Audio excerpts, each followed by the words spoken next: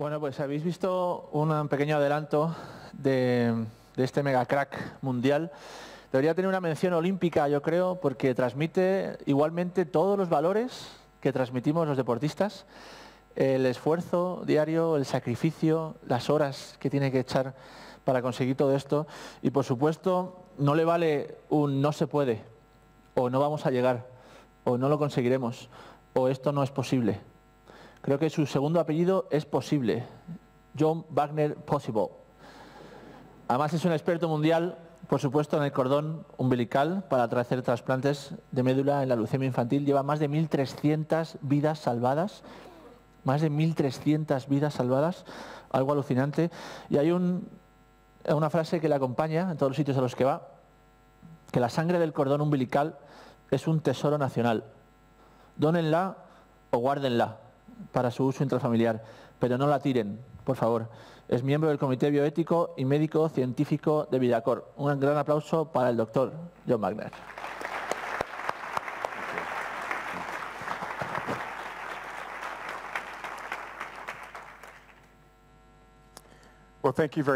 Muchas gracias. Quiero dar las gracias al presidente del Comité Olímpico Español por permitirme hablar aquí, porque como sabe usted mejor que cualquier otra persona, hace falta un equipo. Hace falta un equipo para hacer lo imposible. ¿Se puede imaginar por un momento que son la madre o el padre de un niño y estas son sus probabilidades de supervivencia, las que estoy mostrando?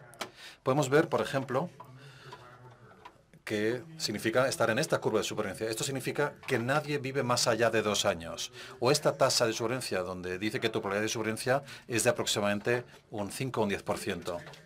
Estos son los tipos de niños y adultos que yo veo. Yo no veo los que tienen estas curvas de supervivencia tan elevadas, porque con mucha frecuencia van a otros sitios, porque cualquiera puede hacer esos tipos de trasplantes o aplicar ese tipo de quimioterapia. Es decir, nosotros intentamos hacer cosas un poco diferentes. Y la razón por la que estamos aquí hoy es porque intentamos hacer algo que cambie la práctica de la medicina. Y esto es algo en lo que estamos trabajando todavía. No significa que tenemos todas las respuestas, pero estamos en el camino. Y como decía en el vídeo, esto aporta esperanza a la gente. Y hay una cosa que le prometo a todos los pacientes y a todos los padres con los que hablo, es que aunque no cure a su hijo, por lo menos habremos generado esperanza. Y de hecho vamos a mejorar las posibilidades que tendrá el siguiente niño que sufra esa enfermedad tan devastadora. Lo que me gustaría hacer ahora, durante la siguiente conferencia, es compartir con ustedes algunos de los últimos descubrimientos que van a cambiar el ejercicio del mundo de los trasplantes, que va a cambiar los libros de medicina avanzando. Y lo que voy a describir hoy podría influir en su vida personal, la de ustedes. Voy a intentar describirlo. Quiero hablar de 3 historias personales y a lo mejor algunas de ellas pues les suena de algo de su entorno. Se puede imaginar cuando viene Derrick a verme a los 18 años de edad, acaba de recibir una beca como jugador de béisbol y el mismo día que iba a ir a la universidad le diagnostican que tiene leucemia. En resumen, su vida cambió de un momento a otro. Después está Molly. A lo mejor reconocen algunos esta historia porque se ha publicado mucho su historia. Al nacer, a Molly se le diagnosticó una enfermedad genética mortal, conocida como anemia de Fanconi. Basándonos en el patrón genético de esta patología, le pude decir a su madre que puede predecir que su hija va a sufrir un fracaso medular a los 4 años, tendrá leucemia a los 6 años y morirá a los 10 años. ¿Se puede imaginar lo que supone decirle eso a un padre? El poder que tiene eso. Y después está Charlie, que tiene esta horrible enfermedad, epidermolisis bullosa, una enfermedad de la piel mutilante y dolorosa. Su madre le entregó en adopción por esta enfermedad, por lo mala que era su enfermedad. Él solo tenía un deseo, quería llevar zapatillas de tenis. Compartiré ese estudio con ustedes después. Pero volviendo a Derrick.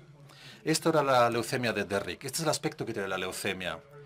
Para los que hayan oído estas palabras, a lo mejor no saben lo que significa realmente, pero es un cáncer de la médula ósea. Estos son células cancerosas. Este es el aspecto de una médula ósea normal. Hay muchos diferentes tipos de células, muchos tamaños, formas, colores, pero fíjense en la anatomía de estas células. Aquí la médula ósea está totalmente sustituida en la parte de abajo, sustituida por células cancerígenas. Ahora tiene que someterse a quimioterapia y, por desgracia, para Derrick, tiene esta mutación en el gen Ícaros. Lo que estoy mostrando aquí es la cantidad de leucemia al principio, la cantidad de leucemia después de la primera sesión de quimioterapia, 1, 2, 3, pero seguimos viendo células de leucemia ahí. No se puede eliminar toda la leucemia. Por eso sus probabilidades de curación son de prácticamente cero, como se puede imaginar. Una forma que a lo mejor podemos utilizar para curarle es recurriendo a médula ósea o sangre de cordón umbilical. Para que lo puedan visualizar, este es el aspecto de una célula madre normal. Esto es lo que tenemos en todas nuestras médulas óseas. Representa 0,17% de nuestras células, 0,017%. Lo que hago yo es seleccionar estas células, expandirlas para que haya una recuperación más rápida. Pero aún así, esto es lo que estamos buscando. El problema es el siguiente. La compatibilidad de HLA, la compatibilidad tisular necesaria para hacer un trasplante de médula ósea. Una cosa que tenemos que hacer para mejorar el resultado de las técnicas de trasplante es tener más donantes que tengan el tipo de HLA correcto. Porque si hay cualquier falta de compatibilidad, nuestras probabilidades de éxito se reducen un 10% por cada elemento de falta de compatibilidad que haya. Ahora mismo podemos decir que hay 1.000.000 de billones de combinaciones diferentes de HLA. Y esto depende también de la región del mundo en la que viva cada uno. En esta región específica es complicado el asunto, porque en la historia de España ha habido muchas invasiones procedentes del sur. Y eso ha creado una gran diversidad en cuanto a tipos de tejidos, tipos tisulares.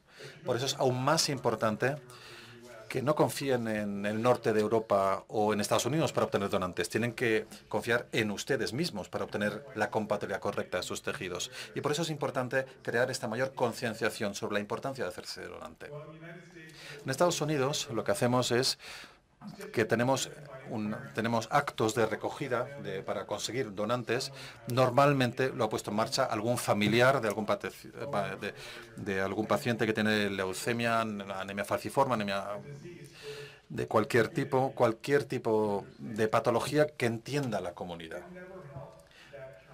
Al final nunca ayuda a esa persona para la que están buscando donaciones, pero sí ayuda a la comunidad, ¿no?, a hacer estas campañas en búsqueda de donantes. Lo que intentamos hacer es aumentar el número de donantes sanos, especialmente varones jóvenes. Son los mejores donantes que hay. Cuanto más joven eres, mejor el resultado. Él es el donante más joven que hemos tenido, 17 años, como donantes voluntarios. También hemos tenido donantes más jóvenes entre los familiares, pero esto es el donante voluntario más joven de Reino Unido. Y unos meses después de oír hablar de esto de las donaciones, se le pidió que donara. Esto es lo que se ve en el quirófano. Se recurre a anestesia general o epidural, se introducen diferentes agujas en la espalda, a la zona de la cadera también, se extrae sangre y se vacía, se recoge en este contenedor. Una alternativa es recoger sangre periférica, después de varios días de movilizar esas células sanguíneas para que lleguen a la sangre, utilizando un fármaco conocido como GCSF.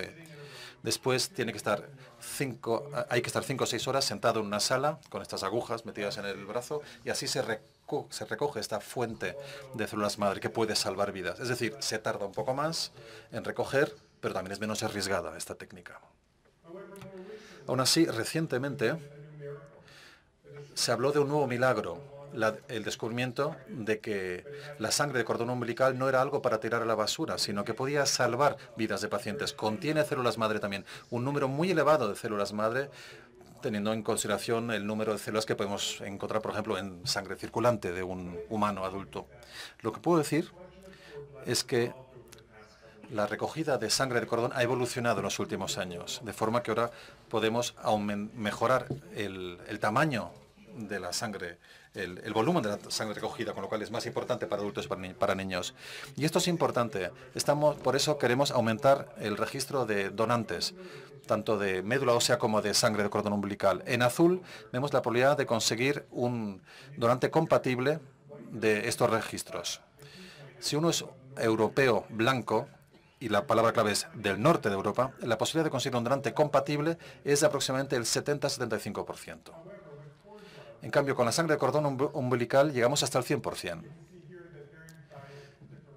Y aquí vemos diferentes razas. Los africanos y afroamericanos son los que menos probabilidades tienes. También los pacientes de América Central tienen un porcentaje bajo. Sus probabilidades de encontrar un donante compatible son muy bajas. Pero debido a la historia de España, de esas invasiones que han sufrido desde el sur, esos tipos de HLA que tienen su comunidad hacen que sea más difícil encontrar donantes aquí. Por eso tenemos que aumentar el número de donantes en los registros, tanto de médula ósea como de sangre de cordón. Vamos a asumir por un momento que usted tiene un donante. Se ha identificado un donante. Esperemos que sea compatible. Y bueno, si no es compatible, a lo mejor no es muy incompatible. Es decir, las probabilidades a lo mejor no son muy buenas, pero a lo mejor le puede salvar la vida. En este caso, o usted como enfermo le vamos a irradiar para matar las células de la leucemia si tiene más de 2 años. En los niños más pequeños no, por no afectar el desarrollo cerebral. Y aquí podemos ver que tenemos esas zonas que protegen el pulmón y los ovarios, pero el resto del cuerpo es sometido a dosis muy elevadas de radiación para matar las células cancerígenas. También les harán quimioterapia, pero cuando llega el momento del trasplante, ven la cantidad de células en la parte de abajo aquí, la capa blanca. Eso es 1 billón de células de leucemia. No son muchas, teniendo en cuenta cuántas células tienen ustedes en el cuerpo, pero eso es el número de células cuando empezamos a hacer un trasplante. Y al hacer toda esta quimioterapia y radioterapia, intento matar, digamos, ese último billón de células. No parecen muchas, insisto, en comparación con el resto del cuerpo, y aún así tiene un efecto letal. Hacemos el trasplante. Recuperan ustedes su capacidad de crear sangre y su sistema inmunitario después de la quimioterapia y la radioterapia, pero hay problemas. Si hay una falta de compatibilidad, tenemos el riesgo de que se produzca esta enfermedad de injerto contra huésped. Es decir, la zona donante va a producir un rechazo. A diferencia, en el caso de un trasplante renal o de otro tipo, no nos preocupa que el riñón rechace al huésped, nos preocupa rechazar nosotros al riñón. Pero aquí sí que nos preocupa rechazar nosotros a las células madre y además las células madre que nos rechacen a nosotros. Y la razón por la que esto es así es porque la médula ósea es el hogar del sistema inmunitario. En cambio, un riñón pues no genera sistema inmunitario. Aquí, por ejemplo, tenemos un ejemplo de una reacción muy negativa de injerto versus huésped. Contra huésped. Y esto es algo característico de los trasplantes de médula ósea. Se produce un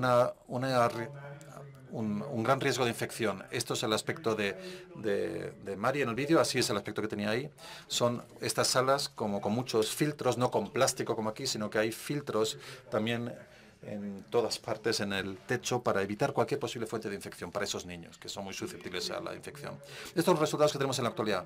Un donante hermano con compatibilidad en la familia, un donante no emparentado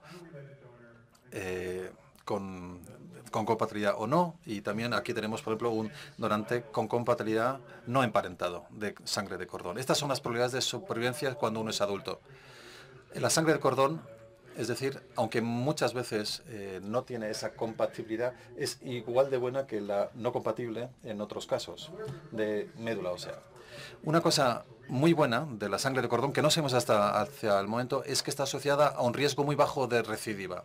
Esta es la proporción de pacientes que van a sufrir una recidiva de su enfermedad. Una cosa que hemos aprendido es que las células inmunológicas que están en la sangre de cordón van a atacar al cáncer también. No es solo la quimioterapia y la radiación, son también las células madres y el sistema inmunitario del donante las que rechazan a las células de leucemia residuales, matándolas. Volviendo a la evolución histórica de los trasplantes de cordón, este es el primer paciente que traté y este es su donante. La madre estaba embarazada por casualidad en el momento en el que el niño necesitaba un trasplante. Tenía una leucemia juvenil con una tasa de supervivencia de 0% en esa época, y utilizamos sangre de cordón del hermano. Fue el primer caso y salió bien, funcionó.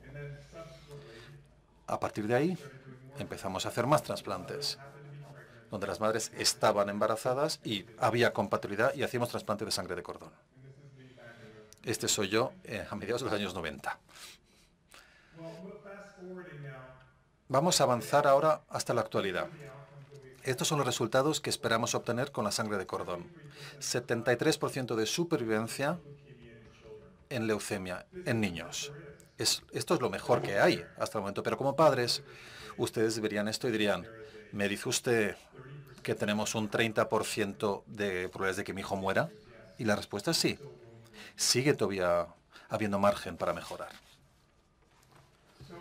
Entonces, ahora sabemos que es importante la compatibilidad del HLA. Por ejemplo, tenemos de 9 a 10 sobre 10, tenemos una tasa de supervivencia de 69%, pero si hay un porcentaje menor, no importa tanto, es un 50-60%, sigue siendo mejor que lo que esperamos, habemos obtenido últimamente en la historia, pero aún así, insisto, hay todavía margen para mejorar. No sé si recuerdan a Michelle Obama en la época de las elecciones. Bueno, cuando ellos apuntan bajo, nosotros apuntamos alto. Y se refería al trabajo con células madre, porque ¿cómo podemos hacer que el trasplante sea más seguro? Pues hacerlo más veces y con más células. Este es el problema. Estos son los días hasta la recuperación en el eje horizontal y arriba pues el número de gente que se va recuperando, ¿no? Para el sangre de cordón tenemos aquí la representación del talón de Aquiles, que se tardaba mucho tiempo en recuperar, en comparación con células de médula ósea o de sangre periférica. Arriba los adultos, abajo los niños, tardaban más en recuperarse. Pues empezamos a investigar para mejorar esta evolución, para acortar. Hay detalles complejos, pero se descubrió esta molécula química por parte de la gente de la empresa Novartis.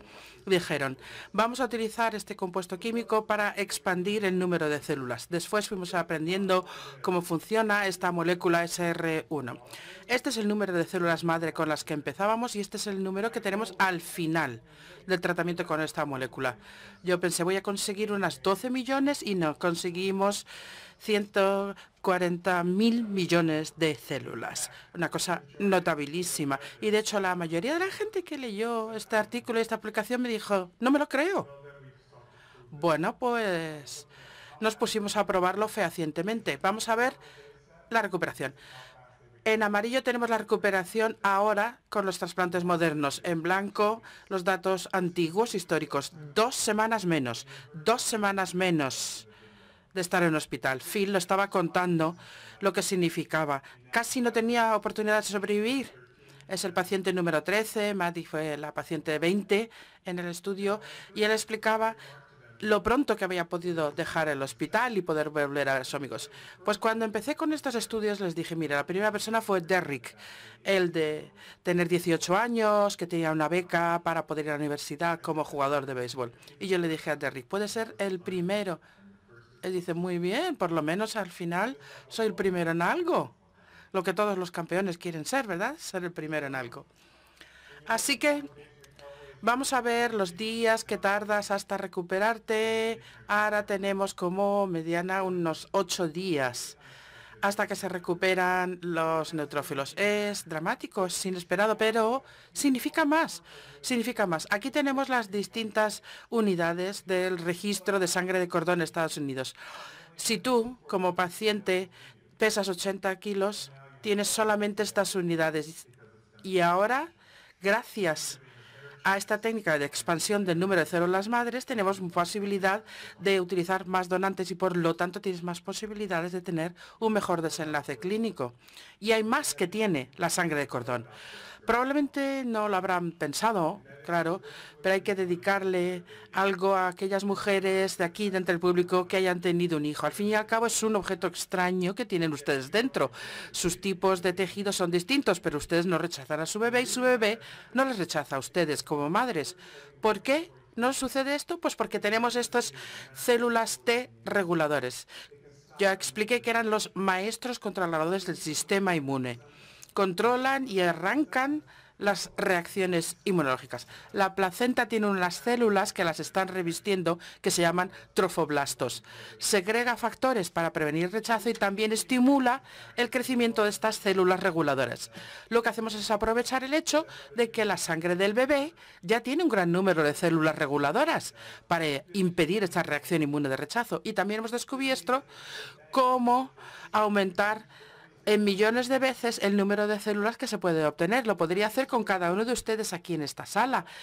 Cogemos unas pocas células y las aumentamos a millones. ¿Por qué son tan importantes? Si las células funcionan, estas células reguladoras controlan muchas reacciones inmunológicas. Las voy a describir ahora y tiene un impacto sobre su vida. Bien, hemos hecho este estudio para comparar las dosis y hemos visto que cuantas más se administran, más células reguladoras tiene el paciente después de la infusión. Hemos hecho este estudio y hemos demostrado que el riesgo de tener esta reacción inmune negativa entre paciente y el trasplante, que se llama enfermedad de injerto contra huésped, se reduce de 62% al 12%, y los que reciben las dosis más altas de las células reguladoras tienen 0% de riesgo de tener enfermedad de injerto contra huésped. ¿Y por qué es importante? Pues vamos a pensar en las llamadas enfermedades autoinmunes. Hay muchísimas en el mundo: diabetes tipo 1, colitis ulcerosa, esclerosis múltiple, el lupus. Hay muchas. Estas células tienen la capacidad de detener estas reacciones autoinmunes que afectan a muchísima gente. Y este es un nuevo beneficio que aporta la sangre de cordón umbilical. Y hay todavía más. Hemos oído hablar de trasplantes de hígado, de riñón. Son personas que tienen que estar inmunodeprimidas el resto de su vida para impedir el rechazo. Estas células reguladoras también pueden eliminar la necesidad de este tratamiento inmunodepresión de por vida y crear lo que se llama tolerancia para que ya no tengan la capacidad de rechazar el órgano nuevo que les han trasplantado.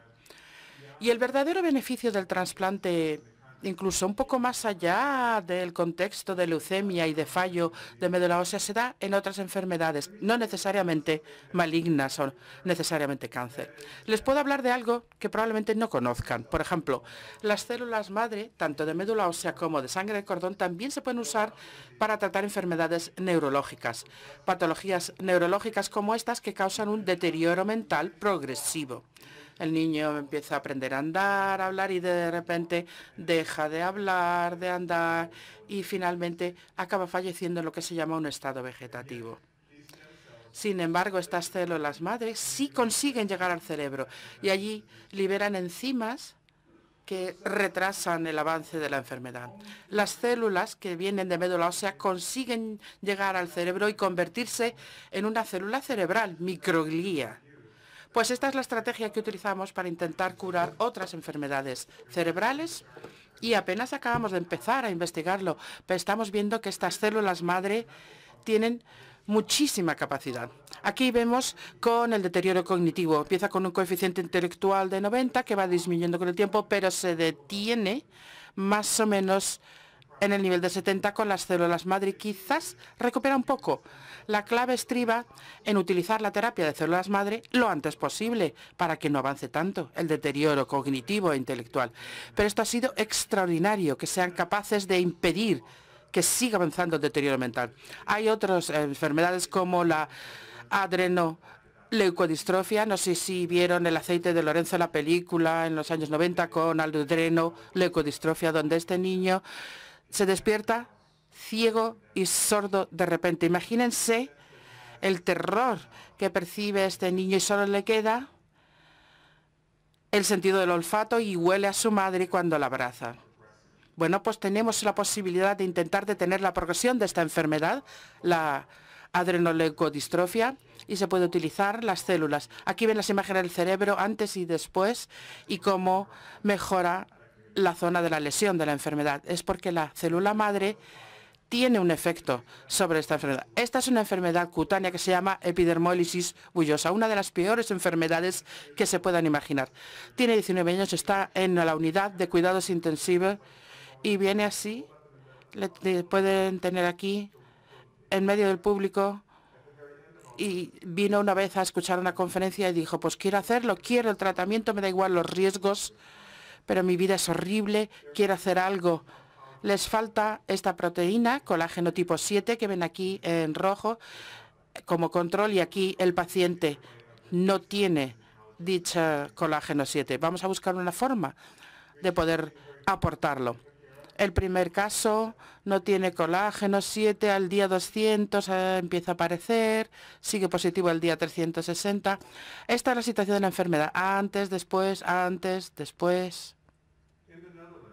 En Holanda se admite la eutanasia de estos niños. Es el protocolo Groningen y se permite porque es una de las enfermedades más graves, potencialmente mortales, para las que no hay cura. Y se permite la eutanasia. Y ahora tenemos que empezar a preguntarnos, ¿existe una posibilidad de cura?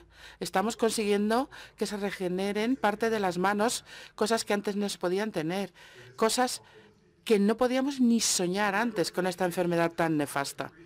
El número de indicaciones de trasplante están aumentando con el tiempo. Aquí lo vemos para leucemia y linfoma, y ven que el número de trasplantes siguen aumentando. ¿Y por qué? Porque hemos mejorado muchísimo la seguridad del trasplante. Hay más gente dispuesta a considerarlo, y también porque tenemos más y mejores donantes, pero seguimos necesitando más. Bueno, pues Derek, el 6 de febrero de 2012, fue el primer ser humano que recibió células madre expandidas con esta sustancia SR1. Desgraciadamente, no consiguió sobrevivir. Y Charlie, recuerden que lo que quería era poder ponerse las deportivas, pues lo consiguió. Esto es lo que experimentan nuestros pacientes. Vidas muy difíciles con leucemia, altas dosis de quimioterapia y de radioterapia, esperando que algún día tengan la posibilidad de crecer. Pero para eso necesitan rescatadores, gente que salve vidas. Ese era el donante más joven y este es un donante que ahora ya tiene 3, 4 años y se lo envía a mi paciente porque nos envió su cordón cuando nació. Sus padres lo hicieron. Espero que hoy puedan tomar conciencia de lo importante que es ser donante de médula ósea y que donen la sangre de cordón cuando nazcan sus hijos. Y muchísimas gracias a los organizadores de esta reunión por poder compartir lo que ha sido nuestro trabajo, pero sobre todo con la esperanza de constituir un equipo entre todos que cambie el ejercicio de la medicina, y no solo en la Universidad de Minnesota, sino en España y en el resto del mundo. Muchas gracias.